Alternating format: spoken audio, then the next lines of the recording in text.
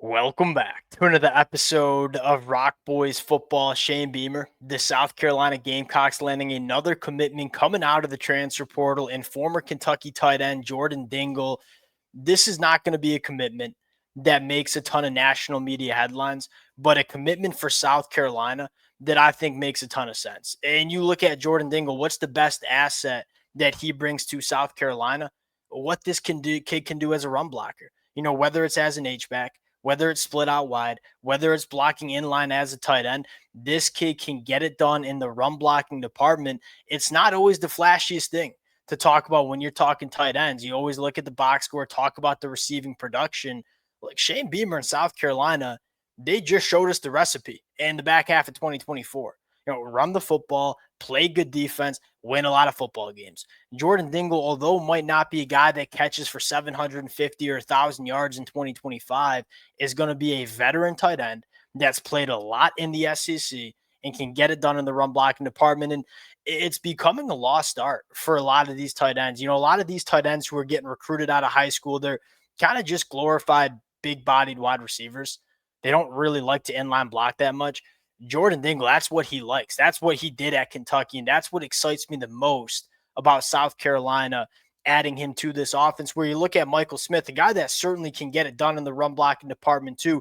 He's probably going to be the tight end that is putting up the prolific receiving yards for South Carolina, as Jordan Dingle is probably going to be a little bit more of that run blocker. And South Carolina likes to run a lot of 12 personnel, two tight ends on the football field.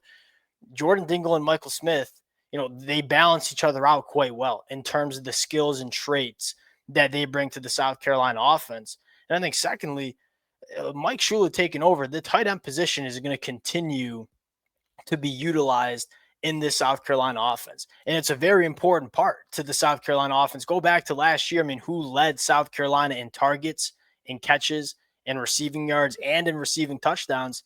It was tight end Joshua Simon. Like, this is a tight end role that is very important for South Carolina, where not all offenses need that much production from the tight ends. You need that from South Carolina. You want to load up as many good tight ends as you can in that tight end room, because you're going to lose a lot. You're going to use a lot of them, and they're going to play a big role in the offense. Even go back to Mike Shula in Carolina, working with Cam Newton. Who was the leading pass catcher every single year for Cam Newton? It was Greg Olsen. So the tight ends play a massive role in the South Carolina offense, not only as pass catchers, but what they can do blocking in the run game. I think Jordan Dingle can add just a proven body in the SEC and what he's done at Kentucky, but more importantly, just continuing to build up that room of tight ends that's so valuable to South Carolina. Want to get into a little bit more of Jordan Dingle, talk about what he can bring to the South Carolina offense, talk about a few more transfer portal targets that we're still monitoring. Now, before we get into it, as always, to the South Carolina fans, it's been a blast talking this team. Really started talking this team when they started cooking in 2024, and the amount of support y'all have shown the boys has been amazing. Appreciate you guys. If y'all do enjoy the content, consider subscribing to the channel. And this seems to be the time where South Carolina is going to start heating up a little bit. And we've talked about this the last couple of weeks. I think South Carolina's primary focus during that first week of the transfer portal is, hey, let's take care of the guys that we have on this roster. And they did a great job of it. I mean, South Carolina has not lost a lot of players that were going to be massive contributors in 2025. And that's really important. When you have a young, talented roster with such a strong nucleus that South Carolina does, make sure you're taking care of them before you go out and try to sign all the flashy names in the transfer portal. I think South Carolina's done that the first week. They kind of took care of what's in their house. Now, over the next couple of weeks, we're going to see South Carolina get aggressive in the portal, start bringing some guys in. So you get a little bit more into Jordan Dingle. I think the exciting conversation with him is, what's the ceiling as a pass catcher? Like, we know what he can do as a run blocker, whether it's as an H-back, whether it's an inline tight end, whether it's out on the perimeter. What can he be as a pass catcher? The production from him at Kentucky is not groundbreaking. We all know what that Kentucky offense has looked like the last couple of years. For one, it's an offense that doesn't necessarily utilize the tight ends. They kind of ran that offense through guys like Barry and Brown and Dane Key.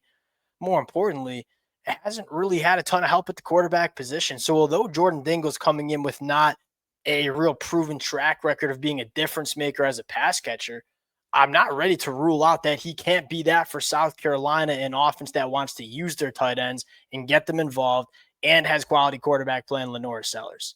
So you're getting a good guy in terms of helping you out with numbers in the run game. I think you don't really know what you're getting as a pass catcher, but you get a proven pass catcher. I'm not saying Jordan Dingle's not a good pass catcher, but you don't really know how good he can be until he gets to South Carolina and gets in this offense. And at the end of the day, you got a really young, talented tight end in Michael Smith. That's a position, the tight end spot, that's hard to really master early in your career. So as Michael Smith continues to develop, and this kid has a very bright future, you're bringing Jordan Dingle to kind of, bridge that gap a little bit at the tight end position. Now, talking about some other options for South Carolina in the transfer portal will continue. There's no news coming out of Justice Haynes. He's supposed to visit South Carolina on Thursday. No news is good news if you're South Carolina, right? He's on campus right now, where I believe visiting Ole Miss. The longer that goes with him not committing to Ole Miss, the better sign it is for South Carolina. And I believe he's going to visit Michigan over the weekend. To me, you look at South Carolina, and many of y'all know I'm a Michigan fan, so we're kind of going after the same guy here. South Carolina and Michigan, but especially South Carolina, is going to be a damn good fit for a guy like Justice Haynes. Or the reason Justice Haynes is transferring from Alabama is not because he couldn't crack that running back rotation or wasn't a good running back. He's one of the better backs. He's the best back in my mind in the transfer portal. I think certainly could be one of the best backs in the country. South Carolina's got to be an appealing spot. I mean, you just saw what Rocket Sanders does. One, South Carolina's going to run the football. And two, South Carolina's looking for that guy that they can ride in 2025. If you're Justice Haynes, you're looking at that and saying, I get to play with an elite quarterback, Lenore Sellers, in an offense that wants to give me the ball and let me get my touches. Makes a lot of sense for South Carolina. And we say this all the time. Yeah, building around Lenore Sellers, it starts with some of the pass catchers. Giving Lenore Sellers a good run game to work off of is just as important. And Justice Haynes is surely going to help in that department. Last one I want to talk about, a guy that it sounds like South Carolina could be in a good spot is with Dominick Giudice. And as a Michigan fan, I'm pretty familiar with him. Came in as an edge rusher, transitioned to the inside of the offensive line, won the job for Michigan coming out of fall camp. And as a Michigan fan who's always reading those fall practice reports, it sounded like this kid was going to be a stud for Michigan. It didn't totally work out that way, but I trust Sharon more in what he saw during fall camp. Like, I know this kid can play. And at the very least, you're getting a guy that started games in the Big Ten coming into an inside of the offensive line that's losing a lot of experience. I think this one would make a lot of sense as well for South Carolina. We'll continue to update it as it goes.